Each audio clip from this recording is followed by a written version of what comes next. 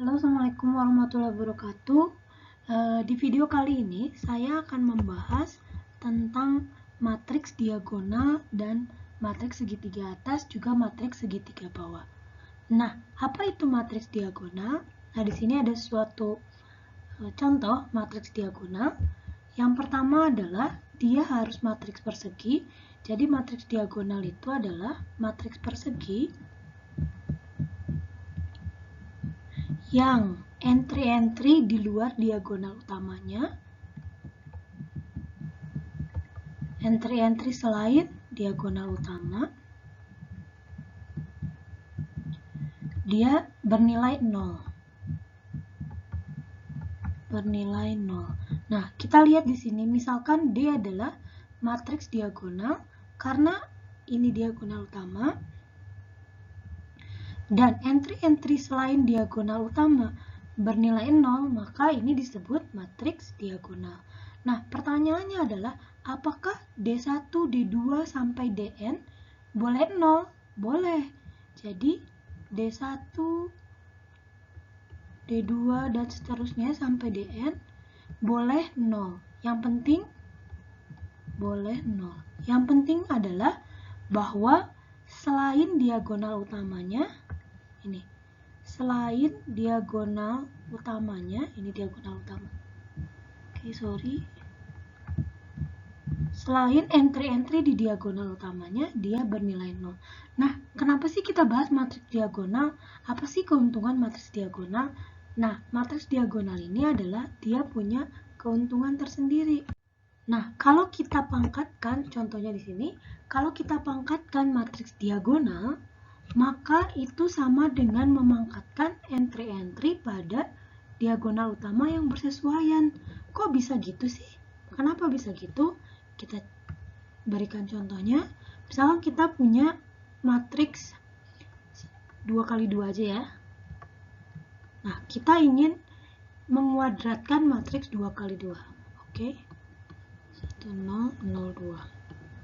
Nah, kalau kita kalikan, kita lihat misalkan baris pertama kali kolom pertama kan. Nah, ketika 1 dikali 1 hasilnya 1. Nah, ini 0, dan kalau ini dikalikan dengan 1 kali 1, 1, 0 kali 0, 0, berarti ini sama dengan 1. Oke. Selanjutnya untuk baris pertama kolom kedua. Nah, sekarang 1 kali 0, 0, 0 kali 2, 0. Jadi, ketika kita bersesuaian dengan baris pertama, kolom kedua, bukan baris pertama, kolom pertama, maka semua entry-nya pasti 0.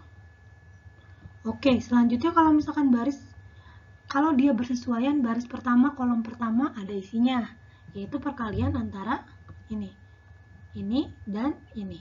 Tetapi kalau misalkan berbeda, seperti nanti baris kedua, kolom ke-1 misalkan. Baris kedua, kolom ke-1 ini ya, 02.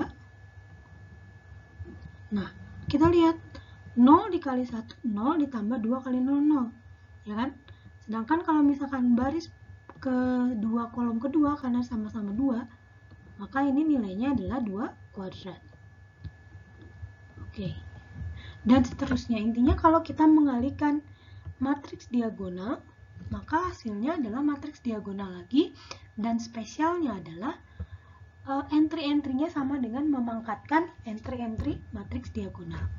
Oke, kalau matriks diagonal dipangkatkan, maka entry-entry-nya juga hasilnya adalah entry-entry pada diagonal utama dipangkatkan sejumlah pangkatnya. Ini kebetulan pangkatnya K, untuk K-nya adalah bilangan bulat. Dengan K-nya bilangan bulat.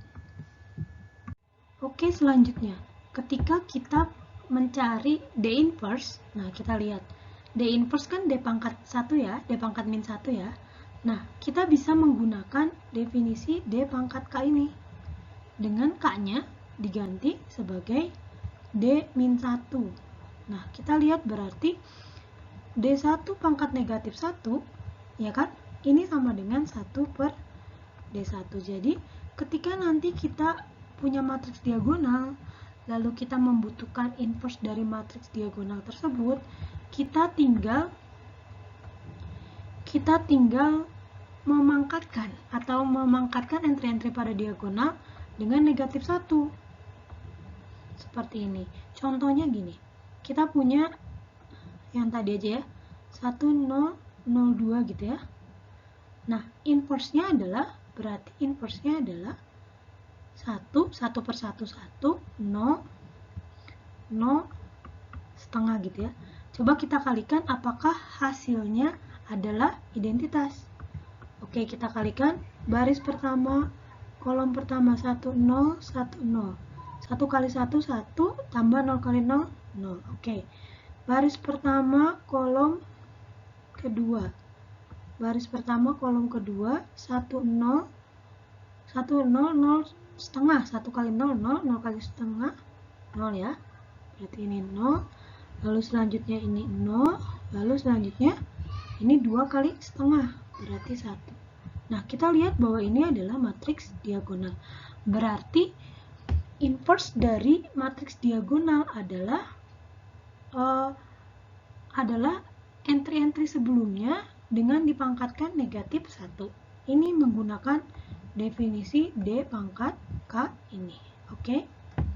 Jadi gitu ya, kalau ada matriks diagonal mudah sekali carinya, cari D inverse-nya. Tinggal 1 pernya saja, oke? Nah, sebagai contoh, kita diberikan matriks diagonal nih. 1, 0, 0, 0, 0, negatif 3, 0, 0, 2. Nah, sekarang kita diminta mencari matriks A inverse A pangkat 5, A pangkat min 5. Oke, ya udah kita tinggal cari definisi D pangkat K tadi kan.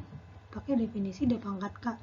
Dari sini ya udah tinggal 1 per negatif 1 per 3, lalu 1 per 2. Yang pangkat 5, berarti tinggal 1 pangkat 5, terus negatif 3 pangkat 5. Betul nggak? Min 2, 4, 3. 81 kali 3 ya, 243. Karena ini pangkatnya ganjil, maka negatif 243. Yang ini 2 pangkat 5. 2 pangkat 5, 32. Nah, sekarang A pangkat negatif 5 juga sama. Sekarang berarti apa? Negatif 3 pangkat negatif 5. Artinya apa? Artinya negatif 3 pangkat 5 pangkat min 1. Berarti 1 per negatif 243. Oke, sekarang pertanyaannya, bagaimana jika ada entry-entry yang 0? Bagaimana jika ada entry-entry yang 0? Misalkan seperti ini. A sama dengan 0, 1, 2. 0, 0, 0. Nah, ini adalah matriks diagonal. Nah, apakah A inverse-nya ada? Pertanyaannya, apakah A inverse-nya ada? Jawabannya adalah tidak. Kenapa? Karena 0 pangkat negatif 1, 1 per 0. 1 per 0 tidak terdefinisi. Karena 1 per 0 tidak terdefinisi. Berarti di sini kesimpulannya adalah, tadi kan kesimpulan yang pangkat ya. Oke, di sini saya kasih kesimpulan nomor 2 berarti ya. Jika entry pada matriks diagonal, entry diagonal utama pada matriks diagonal bernilai 0,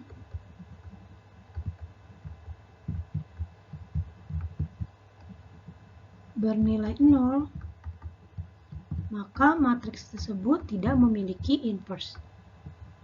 Matriks tersebut tidak memiliki inverse.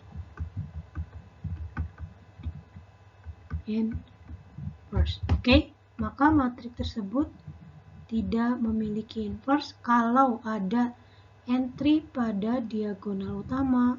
Pada matriks diagonal dia bernilai 0. Oke, ini sifat yang kedua. Oke, mudah-mudahan dipahami ya. Jadi kalau misalkan ada entry yang bernilai 0. Kalau ada entry yang bernilai 0, artinya dia tidak memiliki inverse. Oke, selanjutnya. Nah, sekarang adalah bagaimana perkalian suatu matriks dengan matriks diagonal. Nah, ini akan sangat berguna sekali. Jadi, kalau kita punya matriks, ini contohnya, matriks diagonal dikalikan matriks lain, maka kita coba lihat baris pertama, kolom pertama.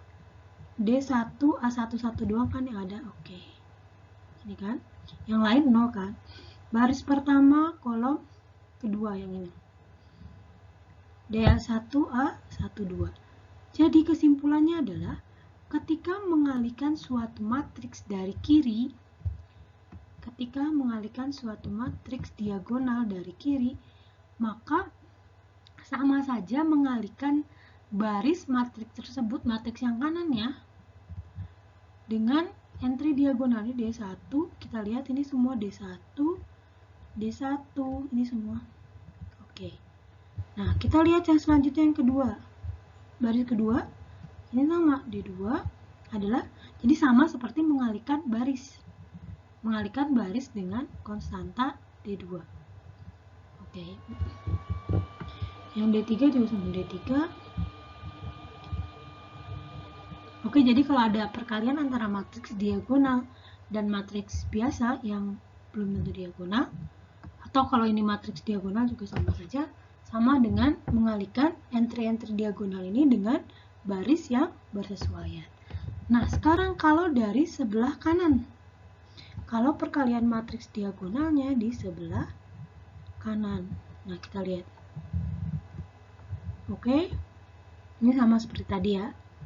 Ini. Oke, kita lihat baris kedua, kolom ke-1. Ini ya. Jadi kalau misalkan dari sebelah kanan, maka yang terjadi adalah kita mengalihkan matriks tersebut, matriks ini, dengan kolom matriks ini dengan entry-entry yang bersesuaian. Ini D1, D1, ini D2, maka di kolom yang bersesuaian dia D2. Oke. Ini D3. Gitu ya. Kalau matriks diagonal dari kiri, ini matriks perkalian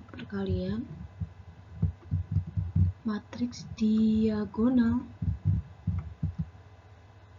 dia dari kiri, maka sama dengan mengalihkan baris.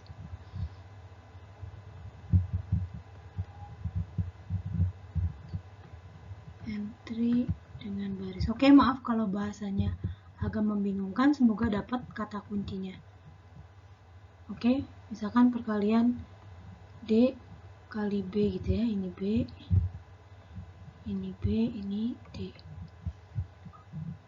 Entry, mengalihkan entry D